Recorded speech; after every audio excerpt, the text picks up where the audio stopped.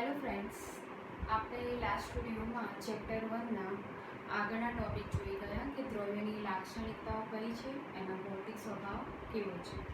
હવે આ વિડીયોમાં આપણે દ્રવ્યની અવસ્થાઓ વિશે અભ્યાસ કરીશું. દ્રવ્યની અવસ્થાઓ કેમ ઉદ્ભવે છે, બરાબર, એના ગુણધર્મો કયા કયા છે એના વિશે આપણે અભ્યાસ કરીશું.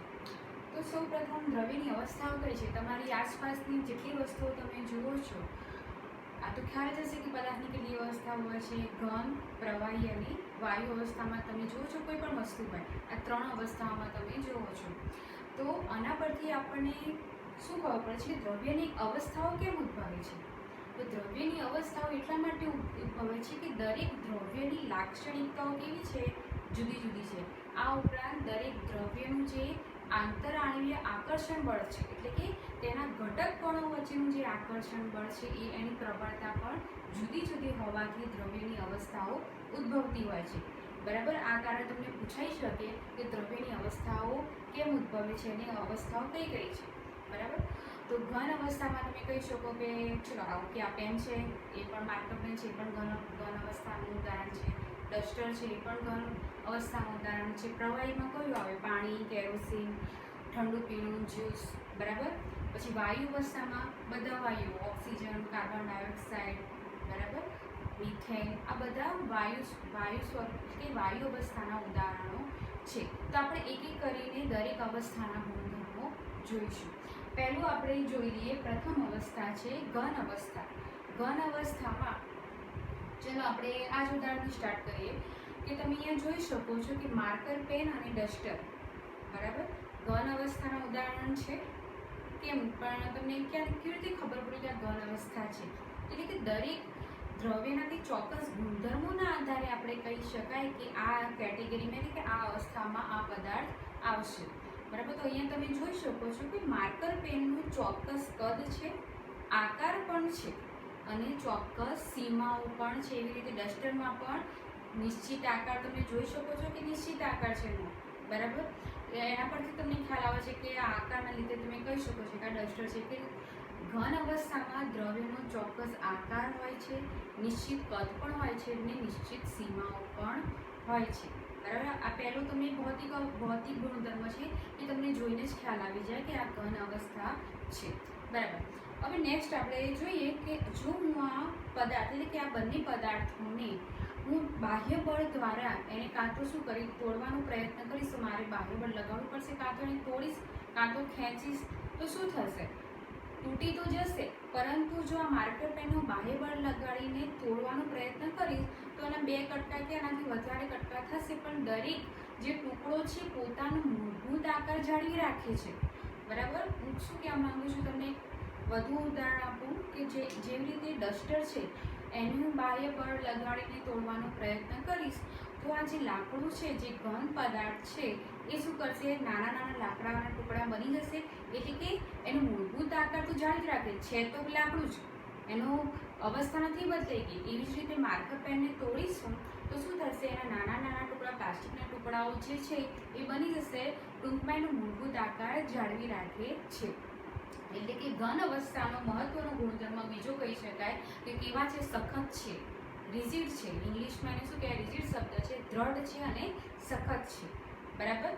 નિશ્ચિત કદને આકાર ધરાવે છે. સેકન્ડ આપણે જોઈ ગયા, શું જોઈ ગયા કે એને આપણે બાહ્ય બળ આપીશું તો શું કરે છે? એનો પદાર્થનો આકાર તો બદલાય છે પણ પોતાનો મૂળભૂત આકાર તે જાળવી રાખતો હોય છે.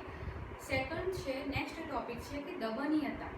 ઓકે, હું આ બંને પદાર્થોને દબાવવાનો પ્રયત્ન કરીશ તો શું દબશે? નથી દબતું. એટલે કે ઘન પદાર્થ, કોઈ પણ ઘન પદાર્થ તમે લઈ લો તો એ શું થાય છે? આપણે તેને દબાવી નથી શકતા. હા, બાહ્ય બળ આપણે એને તોડી કાઢી શકીએ તો ખેંચીને તોડી પણ શકીએ.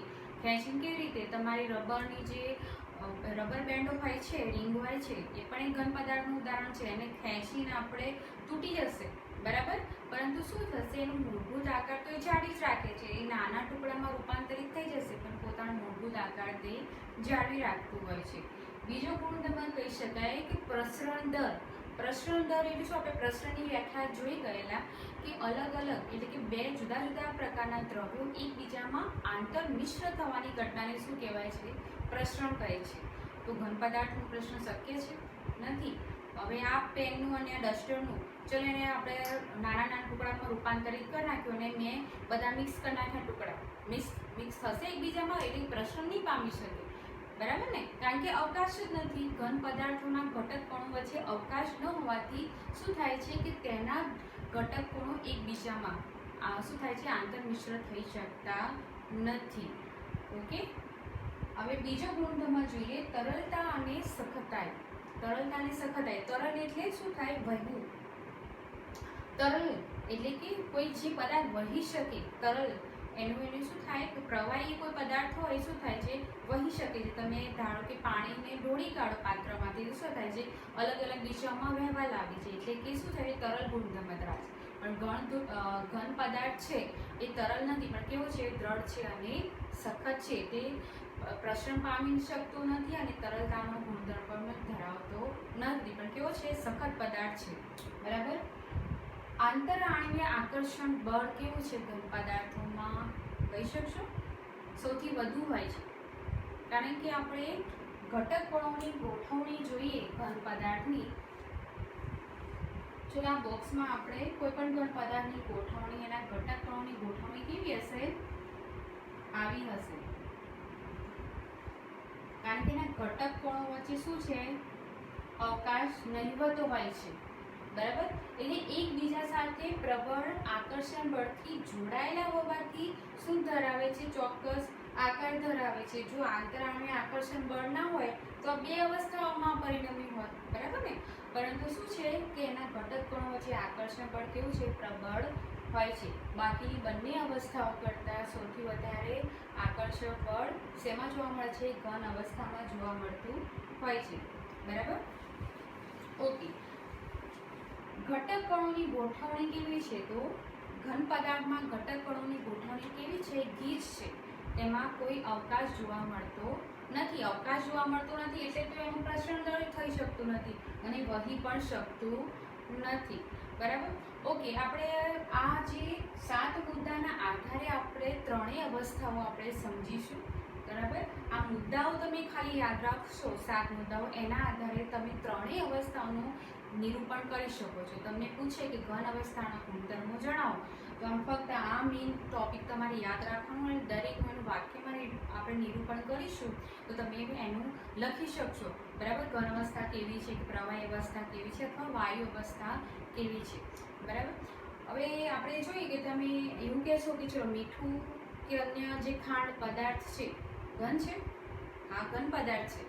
કારણ કે મીઠું અને ખાંડ, હવે એને આપણે જોઈએ કે ધારો કે ચલો મારી પાસે 100 ગ્રામ જેટલું મીઠું છે અને કોઈ પાત્રમાં ભરું છું, ગોળ ડબ્બો છે, તો એ કોના જેવો આકાર ધારણ કરે છે, ડબ્બા જેવો આકાર ધારણ કરતું હોય છે, પરંતુ પોતાનો મૂળભૂત આકાર તે જાળવી રાખે છે. કે મીઠાના જે સ્ફટિકો હોય છે બદલાતા નથી, બરાબર ને? એવી રીતે ખાંડ છે, હું એને લંબચોરસ ડબ્બામાં ભરું છું તો એ ડબ્બા જેવો આકાર ધારણ કરતું હોય છે, પરંતુ પોતાના જે ખાંડના સ્ફટિક તો એવા ને એવા જ રહે છે, પોતાનો આકાર બદલતા નથી. તમને આ કદાચ પ્રશ્ન થઈ શકે કે અમુક જે પાવડર ફોર્મમાં હોય છે, ઘન પદાર્થ જે હોય છે, બરાબર, તો એ શું ઘનમાં આવે? હા, એ ઘનમાં આવશે, કારણ કે પોતાનો મૂળભૂત આકાર તે જાળવી રાખતા હોય છે, બરાબર. એટલા માટે એ ઘન અવસ્થામાં આવશે. ખ્યાલ આવી ગયો? આવી જ રીતે આપણે આ દરેક મુદ્દા ઉપર જોઈ લઈએ. હવે પ્રવાહી અવસ્થા, એના પહેલા આપણે ઘન અવસ્થાનો આકાર આપણે સમજી ગયા એ પ્રમાણે કેવો હોય છે ભાઈ? આકાર નિશ્ચિત હોય છે, બરાબર. કદ પણ કેવું હોય છે? નિશ્ચિત હોય છે. ઘન અવસ્થાના જે કોઈ પણ પદાર્થ હોય એનું કદ નિશ્ચિત હોય છે. દબનીયતા, આપણે જોઈ ગયા કે ઘન પદાર્થને શું કરે છે, આપણે દબાવી શકતા નથી, બાહ્ય બળ દ્વારા એને શું કરાય છે, દબાવી શકાતા નથી, એટલે અદબનીય છે.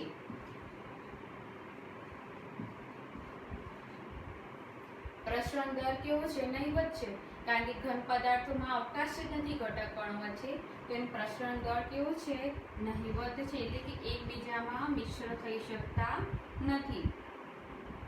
તરલતા, તરલ તો છે જ ઘન પદાર્થ, પણ કેવું છે? સખત છે, એટલે કે દ્રઢ છે અથવા સખત પણ લખી શકાય. આંતરઆણ્વીય આકર્ષણ બળ કેવું છે? સૌથી વધુ જોવા મળે છે, બંને અવસ્થાઓ એટલે કે પ્રવાહીની વાયુ અવસ્થાઓ કરતાં વધુ જોવા મળે છે, સૌથી વધુ જોવા મળે છે. અને ઘટક કણોની ગોઠવણી કેવી છે? એની ગીચ છે, બરાબર. તો આવી રીતે આપણે ઘન અવસ્થાના ગુણધર્મો જોઈ ગયા. હવે નેક્સ્ટ આપણી અવસ્થા છે પ્રવાહી અવસ્થા. પ્રવાહી અવસ્થામાં તમને ખ્યાલ હશે કે પાણી છે કે ઠંડુ પીણું છે, જ્યુસ છે, કેરોસીન, આલ્કોહોલ, એટલે કે આ બધા ઉદાહરણો શેમાં આવશે? પ્રવાહી અવસ્થામાં આવશે. ચલો આપણે એક એક આના મુદ્દા પ્રમાણે આપણે એના ગુણધર્મો જોઈ લઈએ. હવે પ્રવાહી અવસ્થા, ચલો પાણી લઈ લો અથવા જ્યુસ લઈ લો, એનો આકાર કેવો હોય છે? નિશ્ચિત હોય છે? ના, અનિશ્ચિત હોય છે. કારણ કે હું પાણીને કોઈ અલગ અલગ પાત્રમાં ભરીશ, જે પાત્રમાં ભરીશ એના જેવો એ આકાર ધારણ કરે છે. અથવા એની જગ્યાએ જ્યુસ લઈ લો તો જ્યુસ પણ અલગ અલગ હું ગ્લાસમાં અથવા પાત્રમાં ભરીશ તો જે પાત્રમાં હશે એના જેવો એ આકાર ધારણ કરે છે. એટલે કે પ્રવાહી અવસ્થાનો કોઈ નિશ્ચિત આકાર હોતો નથી. એટલે કે કેવું હોય છે? અનિશ્ચિત આકાર હોય છે. તો તમે એમાં વાક્યમાં આગળ નિરૂપણ કરી શકો કે જે પાત્રમાં ભરવામાં આવે તે પ્રમાણે પોતાનો આકાર ધારણ કરે છે, બરાબર. એવી રીતે પ્રવાહી અવસ્થામાં કદ કેવું હોય છે? કદ કેવું હોય છે? એનું નિશ્ચિત હોય છે. કારણ કે હું ચલો એક કપમાં 100 ml જેટલું દૂધ લઉં, બરાબર, કે 100 ml જેટલું પાણી લઉં એટલે તમે કદ માપી શકો, વોલ્યુમ તમે માપી શકો છો. પ્રવાહી એનું કદ કેવું હોય છે? નિશ્ચિત હોય છે, બરાબર. હવે શું પ્રવાહી પદાર્થને આપણે દબાવી શકીએ છીએ? દબાવી શકીએ? હા, દબાવી શકાય છે. તમે હોળીમાં જ્યારે શું કરો છો? પિચકારીમાં પાણી ભરો છો તો દબાવશો ને, પ્રેશર કરી શકો છો. તમે એક બાજુથી નોઝલ એને બંધ કરી નાખો તો અમુક અંશ સુધી એને આપણે દબાવી શકાય છે. એટલે કે પ્રવાહીમાં શું હોય છે? કેમ દબાવી શકાય છે? કારણ કે પ્રવાહી અવસ્થામાં જે ઘટક કણો હોય છે એના વચ્ચે થોડો અવકાશ હોય છે. તો કોઈ પણ પ્રવાહીમાં શું થાય છે? અને પદાર્થો ઓગળી શકે છે, બરાબર. એના ઘટક કણો વચ્ચે અવકાશ રહેલો છે. એના ઘટક કણોની ગોઠવણી આપણે બતાવી હોય તો કેવી રીતે બતાવી શકાય? બરાબર. તો શું હોય છે? અહીંયા તમે જોશો કે અવકાશ જોવા મળતો હોય છે. આ અવકાશના કારણે તમે કોઈ પણ પ્રવાહીને શું કરો છો? દબાવી શકો છો, એટલે કે આંશિકપણે દબાવી શકો છો. એની દબાણ્યતા કેવી છે? ઘન પદાર્થ કરતાં વધુ છે, પણ વાયુ પદાર્થ કરતાં તો ઓછી છે, બરાબર. વાયુ પદાર્થ એટલે કે વાયુ દ્રવ્યની અવસ્થા કરતાં તો એની દબાણ્યતા ઓછી જોવા મળે છે. તો અહીંયા દબાણ્યતા કેવી હશે? દબાણ્ય છે પણ આંશિક દબાણ્ય કહી શકાય. તેવી જ રીતે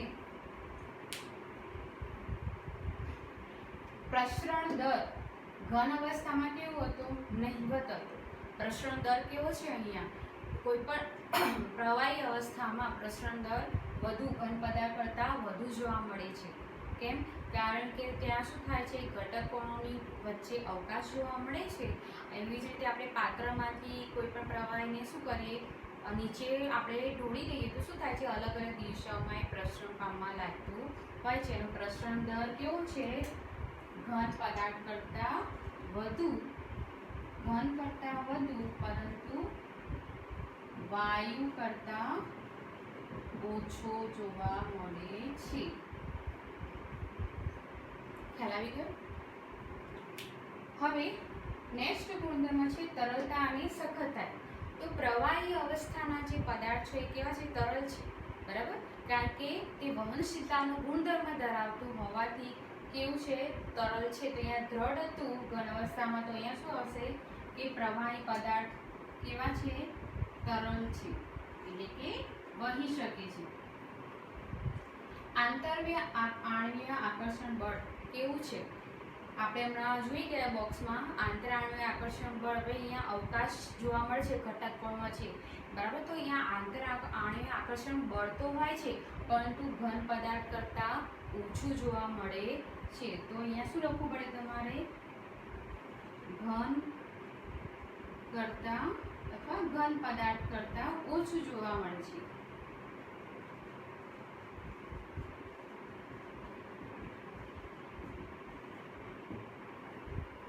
ઓછું જોવા મળે છે. બરાબર. હવે ઘટક કણોની ગોઠવણી કેવી હોય છે? આમાં ગીચ હતી તો આમાં શું હતી? છૂટા છવાયેલા થોડી અવકાશ આપણે જોઈ શકાય છે. ઘટક કણો વચ્ચે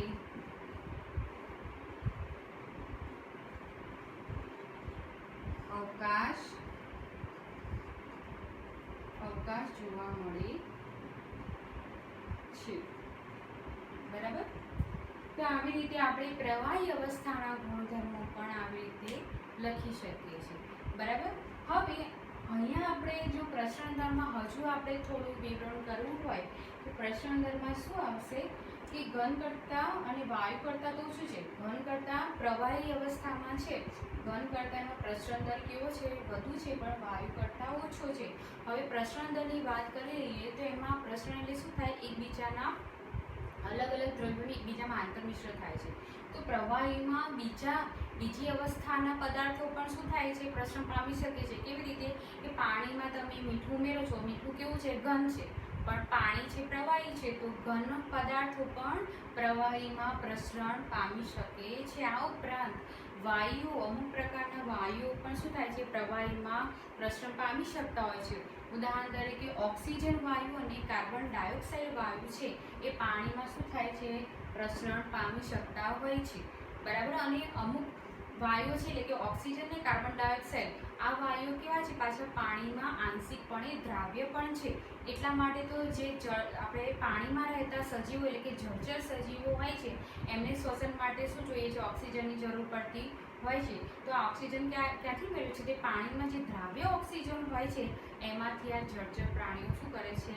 પોતાનું શ્વસન મેળવી કે વાયુ મેળવી શકે છે, પ્રાણવાયુ મેળવી શકતા હોય છે. આ ઉપરાંત વનસ્પતિઓ પણ પાણીમાં જે દ્રાવ્ય કાર્બન ડાયોક્સાઇડ હોય છે એ પણ શું કરે છે? શોષે છે અને પોષણ મેળવતા હોય છે. તો આ મુદ્દામાં તમે વિવરણ લખી શકો કે ઘન અને વાયુ પદાર્થો પણ પ્રવાહીમાં પ્રસરણ પામી શકતા હોય છે. બરાબર. બાકીના આપણે આ 7 મુદ્દા પ્રમાણે પ્રવાહી અવસ્થાના આપણે ગુણધર્મો પણ જોઈ ગયા. ખ્યાલ આવી ગયો? આમ 7 મુદ્દા તમારે મિની યાદ રાખવાનું, એ પ્રમાણે બાકી વિવરણ તમે કરી શકો છો. ઓકે. વાયુ અવસ્થા. નેક્સ્ટ આપણે આવશે વાયુ અવસ્થા. વાયુઓમાં એટલે બધા જે વાયુઓ ઓક્સિજન, કાર્બન ડાયોક્સાઇડ છે, મિથેન છે, કાર્બન મોનોક્સાઇડ છે, આ બધા વાયુઓ શેમાં આવશે? વાયુ અવસ્થામાં જ આવશે. બરાબર.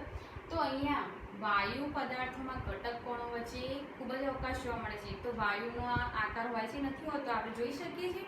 ઓક્સિજન વાયુ ચલો અહીંયા છે કે કાર્બન ડાયોક્સાઇડ અહીંયા છે, નથી જોઈ શકતા, પરંતુ એ સમગ્ર વાતાવરણમાં ફેલાયેલા છે. બરાબર ને? એટલે એનો આકાર તો અનિશ્ચિત હોય છે. એટલે માટે શું કહે? પહેલા મુદ્દામાં શું આવશે? સોરી, આપણે અનિશ્ચિત આવશે. અનિશ્ચિત થઈ ગયું છે, ન રહી ગયું બી અનિશ્ચિત.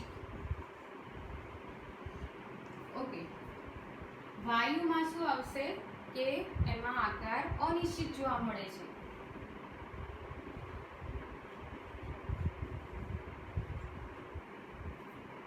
તેનું કદ પણ કેવું હોય છે? અનિશ્ચિત હોય છે.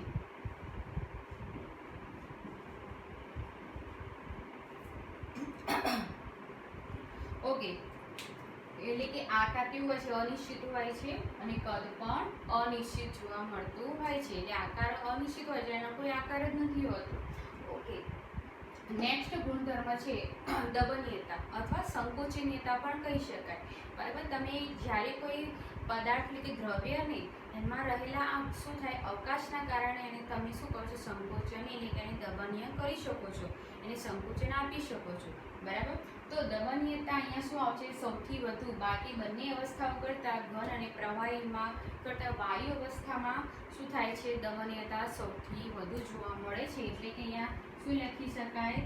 ઘન અને પ્રવાહી કરતાં વધુ હોય છે. પણ શું? દબનીયતા. બરાબર ને? તો સંકોચનીયતા અહીંયા સૌથી વધુ જોવા મળતું હોય છે. કે આપણે તમે કહી શકશો કેવી રીતે? ચલો, તમારા રસોઈ ઘરમાં જે તમે રાંધણ ગેસ એટલે ગેસની બોટલ યુઝ કરો છો એમાં પણ શું હોય છે? વાયુ જ હોય છે. બરાબર ને? એટલે એમાં આપણે કયો ગેસ કહી છે? એલપીજી એટલે લિક્વિફાઈડ પેટ્રોલિયમ ગેસ, એટલે કે પ્રવાહીકૃત પેટ્રોલિયમ વાયુ. બરાબર. આ તમને ફૂલ ફોર્મ કદાચ પૂછાઈ શકે કે એલપીજી શું છે ભાઈ ફૂલ ફોર્મ, તો લિક્વિફાઈડ પેટ્રોલિયમ ગેસ છે. તો અહીંયા તમારે શું થાય છે કે બોટલમાં વાયુને પ્રેશર દ્વારા એટલે કે દબાણ કરીને એને ભરવામાં આવતો હોય છે.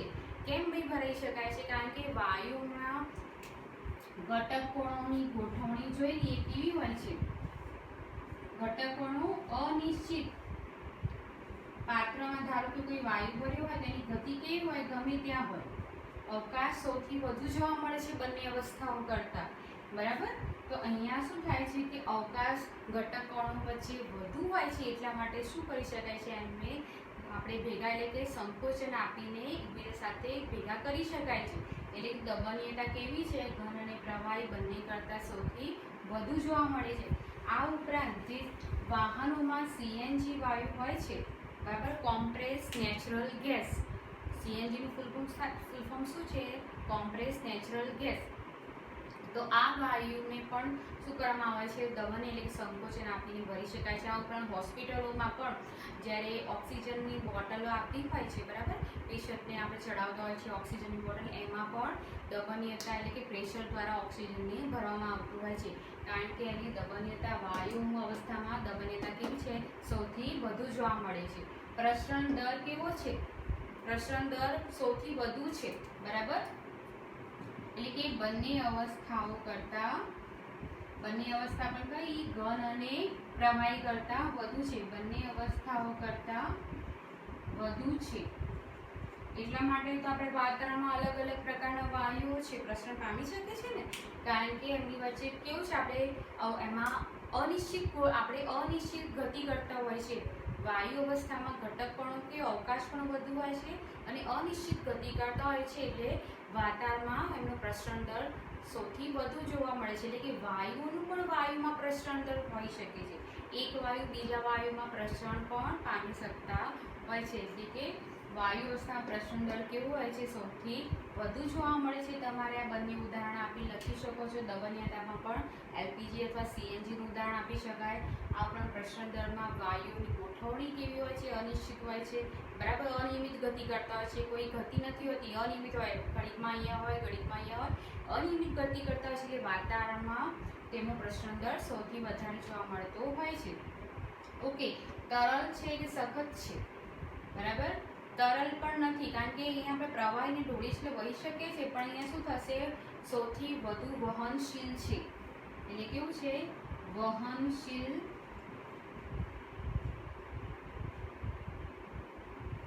જોવા મળે છે, બરાબર ને.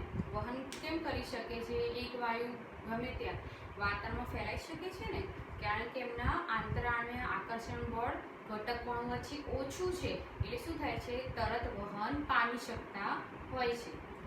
આંતરાણ્ય આકર્ષણ બળ સૌથી ઓછું એટલે કે ઘન અને પ્રવાહી કરતાં ઓછું જોવા મળે છે. ઓછું આંતરાણ્ય આકર્ષણ બળ ઓછું છે, એટલા માટે તો એ વાયુ અવસ્થામાં છે, કારણ કે ઘટકોની ગોઠવણી કેવી છે, એકદમ છૂટી છવાઈ છે, બરાબર. એટલા માટે તો એનો કોઈ નિશ્ચિત આકાર નથી, અનિશ્ચિત જોવા મળે છે. ખ્યાલ આવી ગયો. એટલે કે આંતરાણ્ય આકર્ષણ બળ કેવું છે, ઓછું જોવા મળે છે, એટલે સૌથી ઓછું હોય છે. એટલે કે વાયુ અવસ્થાના કોઈ પણ પદાર્થને આપણે શું કરે છે, દહન પણ પામી શકાય છે અને તોડી પણ શકાય છે. એટલે કે વાયુના અણુઓને આપણે છૂટા પણ પાડી શકીએ છીએ, કારણ કે આંતરાણ્ય આકર્ષણ બળ કેવું છે, સૌથી ઓછું જોવા મળતું હોય છે. ઘટક કણોની ગોઠવણી કેવી છે, તો છૂટા છવાયા હોય છે.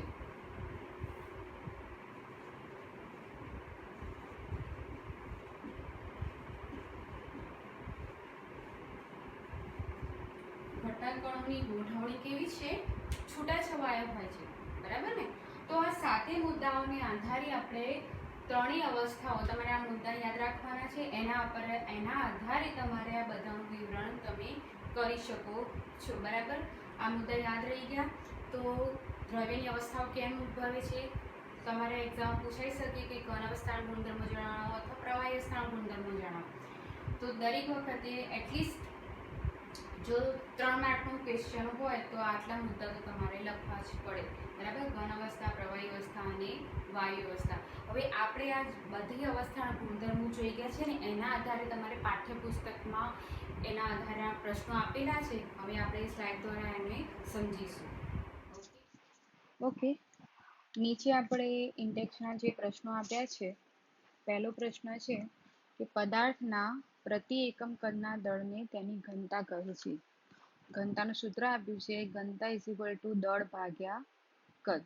તો હવે પ્રશ્ન એમ પૂછ્યો છે કે નીચેના જે અહીંયા અલગ અલગ દ્રવ્યો આપ્યા છે તેની વધતી જતી ઘનતાના યોગ્ય ક્રમમાં આપણે ગોઠવવાનું છે. તો પહેલા વાંચી લો, આપણે નામ કયા કયા છે. હવા છે, પછી ધુમાડો, મધ, પાણી, ચોક, રૂ અને લોખંડ. તો વધતી જતી ઘનતાના યોગ્ય ક્રમમાં ગણવાનું છે. એટલે સૌથી ઓછી જે ઘનતા હોય, બરાબર, એ પદાર્થ પહેલો આવશે. તો પહેલું કયું આવશે? હવા આવશે. તેના પછી ધુમાડો, ત્યારબાદ એના પછી કયું આવશે? રૂ આવશે, પછી પાણી, પછી મધ, ચોક અને લોખંડ. આ પ્રમાણે એનો ક્રમ આવશે. બરાબર. નેક્સ્ટ ક્વેશ્ચન જોઈ લઈએ. પદાર્થની ભિન્ન અવસ્થાઓના ગુણધર્મોમાં જોવા મળતું ફેરફાર કોષ્ટક સ્વરૂપે દર્શાવો. હવે આ જે ઘન, પ્રવાહી અને વાયુ અવસ્થા આપણે 7 જે ગુણધર્મ જોયા છે એ પ્રમાણે અહીંયા આપણે ટેબલ ફોર્મમાં દર્શાવવાનું છે. બરાબર. ત્રણેય અવસ્થાના જે ગુણધર્મો છે, ઉદાહરણ તરીકે આપણે આકાર જોઈ ગયા, કેવો હતો? ઘન અવસ્થામાં નિશ્ચિત, પેલામાં પ્રવાહીમાં અનિશ્ચિત હતો, એવી જ રીતે વાયુમાં પણ અનિશ્ચિત હતો. આવી રીતે 7 ગુણધર્મોમાં આપણે ટેબલ ફોર્મમાં દર્શાવવાનું છે, જે આપણે હમણાં જ જોઈ ગયા છીએ. ઓકે, અહીંયા અમુક શબ્દો આપ્યા છે, એની તમારે એટલે કે વ્યાખ્યાના રૂપમાં આપણે લખવાનું છે કે નીચે દર્શાવેલ માટે યોગ્ય નોંધ કરો. સખતાઈ, સખતાઈ એટલે રિજિડિટી. તો એમાં શું આવશે કે પદાર્થ પર બાહ્ય બળ લગાવવા છતાં પણ પોતાનો મૂળ આકાર જાળવી રાખે એવા ગુણધર્મને શું કહેવાય છે? સખતાઈ કહે છે, જે ઓબ્વિયસલી તમારે ઘન અવસ્થામાં જોવા મળે છે.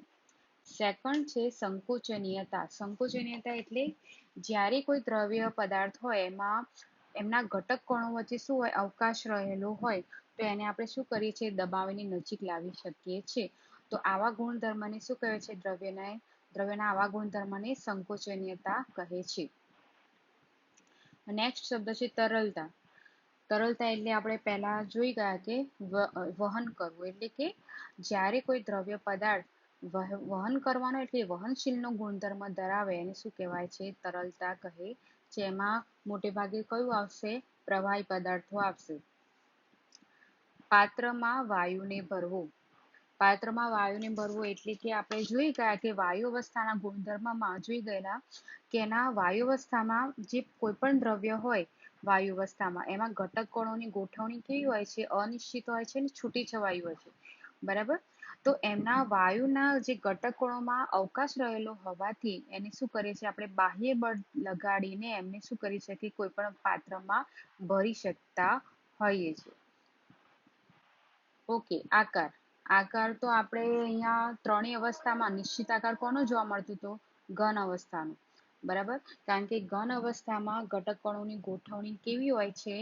ગીચ રહેલી હોય છે, જેના કારણે આંતરઆણ્વીય આકર્ષણ બળ પણ વધુ હોય છે, જેના કારણે તે નિશ્ચિત આકાર પ્રાપ્ત કરતો હોય છે. ઓકે, ગતિજ ઉર્જા. ગતિજ ઉર્જા આપણે એમાં આપણે દ્રવ્યની ત્રણેય અવસ્થાઓને અનુલક્ષીને લખવાની છે. ગતિ ઉર્જા સૌથી વધારે શેમાં જોવા મળે છે? વાયુ અવસ્થામાં સૌથી વધારે જોવા મળતી હોય છે, કારણ કે વાયુ અવસ્થામાં જે પદાર્થો હોય છે એટલે કે એના ઘટક કણો વચ્ચે અવકાશ રહેલો હોવાથી અને અનિયમિત ગતિ હોય છે. બરાબર. જેના કારણે શું કરે છે? કોઈ જો પાત્રમાં એને ભરવામાં આવે તો પાત્રની દિવાલ સાથે પણ અથડાય છે અને પોતાના એટલે કે પોતાના ઘટક કણો વચ્ચે પણ અથડાતું હોય છે અને ગતિ ઉર્જા પ્રાપ્ત કરે છે. ઘનતા છે હમણાં જ જોઈ ગયા આપણે એની વ્યાખ્યા કે પદાર્થના પ્રતિ એકમ કદના દળને શું કહેવાય છે? તેની ઘનતા કહે છે. ઘનતાનું સૂત્ર શું હતું? ઘનતા ઇઝ ઇક્વલ ટુ દળ ભાગ્યા કદ.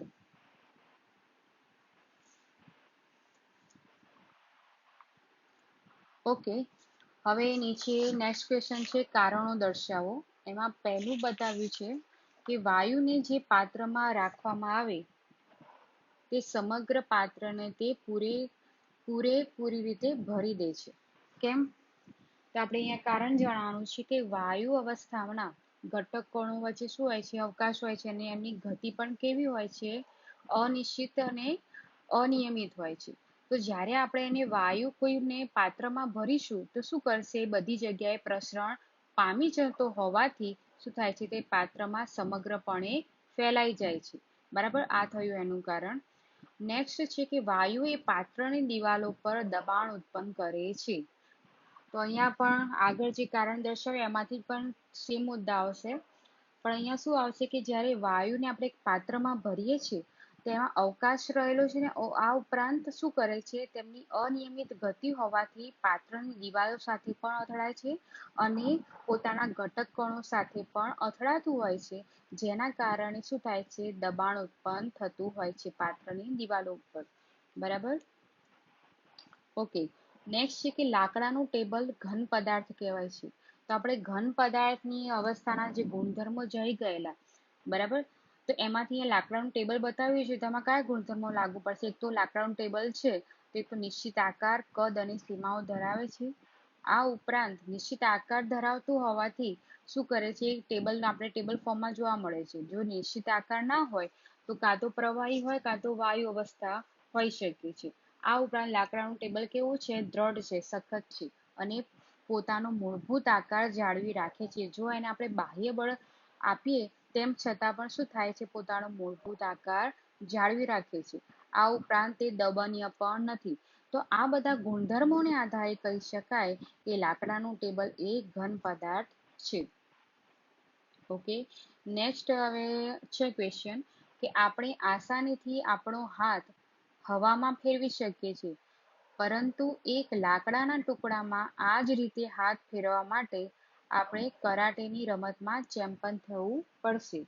ઓકે, તો અહીંયા આપણે હાથ જ્યારે હવામાં આપણે આસાનીથી ફેરવી શકીએ છીએ. કેમ? કારણ કે હવામાં શું હોય છે, હવા આપણે જે વાયુ અવસ્થામાં છે, બરાબર, કોઈ પણ વાયુ જે આપણે વાતાવરણમાં છે એ કયા ફોર્મમાં છે, વાયુ અવસ્થામાં છે, એના ઘટક કણો વચ્ચે શું હોય છે, અવકાશ રહેલો છે. બરાબર, આ અવકાશના કારણે પોતે એક તો એનો આકાર તો હોતો નથી, અનિશ્ચિત જોવા મળતો હોય છે. તો અહીંયા અવકાશ હોવાથી હવામાં શું હોય છે, અવકાશ હોવાથી શું કરે છે, આપણો હાથ આપણે આસાનીથી એમાં ફેરવી શકીએ છીએ. પરંતુ લાકડાના ટુકડામાં જો આપણે ફેરવવું હોય તો ના ફેરવી શકીએ, કારણ કે લાકડાનો ટુકડો એક તો કયો છે, ઘન પદાર્થ છે. બરાબર, તેના ઘટક કણોની ગોઠવણી ગીચ હોવાથી અને આણ્વીય આકર્ષણ બળ પણ કેવું છે, પ્રબળ હોય છે. તો એને તોડવા માટે આપણે વધારે બળની આવશ્યકતા જોઈએ. એટલા માટે આપણે એને હાથ અંદર આપણે શું કરી શકીએ, ફેરવી શકીએ નહીં. એના માટે આપણે વધારે બળની આવશ્યકતા જોઈએ. એટલા માટે આપણે કરાટેની રમતમાં ચેમ્પિયન થવું પડે. એના માટે જો લાકડાના ટુકડો તમારે તોડવો હોય, બરાબર, એમાં હાથ આપણે ફેરવવો હોય તો એમાં શું કરવું પડે, આપણે વધારે બળની આવશ્યકતા પડે છે. બરાબર, આ થઈ ગયા આપણે મોટાભાગના પ્રશ્નો સોલ્વ કરી દીધા છે કે જે આપણે જોઈ ગયેલા. ઓકે, નેક્સ્ટ હજી એક ક્વેશ્ચન બાકી રહી ગયો છે, જોઈ લઈએ આને પણ. સામાન્ય રીતે ઘન પદાર્થોની સરખામણીમાં પ્રવાહી પદાર્થોની ઘનતા ઓછી હોય છે, બરાબર, પરંતુ તમે બરફના ટુકડાને પાણી ઉપર તરતો જોયો હશે તો કહો કે આવું શા માટે થાય છે. ઓકે, બરફ છે એ શું છે, પાણીનું ઘન સ્વરૂપ છે, છતાં પણ શું થાય છે, એ આપણે પાણીમાં તરી શકીએ છીએ. તો આવું કેમ છે? આપણે જોઈ ગયા કે ઘન પદાર્થો તરી નથી શકતા, તરલતાનો ગુણધર્મ ધરાવતા નથી. અને ઘન પદાર્થોની ઘનતા પણ કેવી હોય છે, પ્રવાહી કરતા ઓછી હોય છે. હવે કોઈ પણ પદાર્થ જ્યારે પ્રવાહીમાં તરતો હોય, દેટ મીન્સ એની ઘનતા પ્રવાહી કરતા ઓછી હોય ત્યારે જ તરી શકે છે. બરાબર ને? પણ અહીંયા શું થાય છે, બરફ ઘન સ્વરૂપ તો છે જ, બરાબર, પણ એની ઘનતા કેવી છે, પાણી કરતા ઓછી હોય છે. એટલા માટે શું થાય છે, પાણી ઉપર તરી શકે છે. અને એનું બરફમાં શું હોય છે, આંતરિય જે પોલાણ હોય છે, જેના કારણે એનું શું થાય છે, દળપણ ઓછું થતું હોવાથી તેમજ ઘનતા પણ ઓછી થવાથી તે પાણી પર તરી શકે છે. ઓકે, તો આપણે આ ઇન્ડેક્સના પ્રશ્નો સોલ્વ કરી દીધા. તમે આને સોલ્વ કરીને આપણે નોટબુકમાં પણ એના આન્સર સહિત લખી શકો છો. ઓકે, તો આજ માટે આટલું જ. ફરીથી આપણે નેક્સ્ટ વિડીયોમાં મળીશું. Okay, bye, thank you.